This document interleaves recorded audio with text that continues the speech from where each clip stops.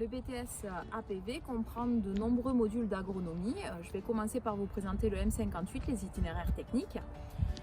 On étudie au cours des 2 ans 4 cultures, à savoir le blé, le pois en première année et le tournesol et la luzerne en deuxième année.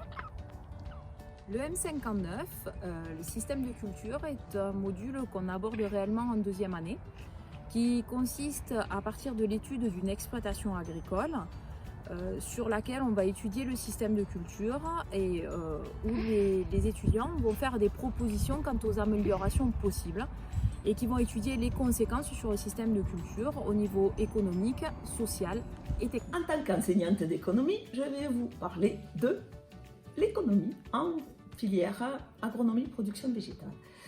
Donc comme dans tous les BTS, il y a une partie tronc commun qui est le module M21 qui parle de l'économie générale, de l'actualité. Voilà. Et qui est important et très intéressant. Ensuite, vous avez deux parties plus professionnelles. Une sur les politiques agricoles communes et la filière et une sur la gestion d'entreprise et des diagnostics de durabilité. Voilà, donc c'est un gros paquet l'économie, ça prend environ 5-6 heures par semaine, mais c'est très intéressant. Alors le module M55 est un module consacré à la gestion des bioagresseurs. Donc nous sommes 2 enseignants, un enseignant de biologie et un enseignant d'agronomie. Nous travaillons surtout sur la reconnaissance des bioagresseurs, donc des maladies, les adventices et les ravageurs, et sur les méthodes de lutte. Donc nous voyons les méthodes de lutte agronomiques et l'optimisation des produits phytosanitaires. Alors dans le module M53, nous sommes 2 enseignants, Monsieur Bout qui intervient sur la partie sol et moi-même qui intervient sur la partie climat.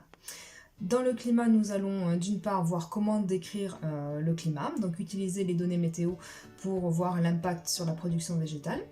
Et nous allons également regarder les effets des changements climatiques, comment s'adapter à ces changements climatiques et comment optimiser l'irrigation. Dans le module agroéquipement, nous allons réfléchir à l'organisation des chantiers mécanisés en grande culture. Ceci consiste au choix des matériels, à leurs équipements complémentaires et aux adaptations qui vont permettre la réussite des nouvelles pratiques agricoles, et ceci dans le respect de la réglementation. La proximité des parcelles de l'exploitation permet rapidement de visualiser les effets de ces techniques.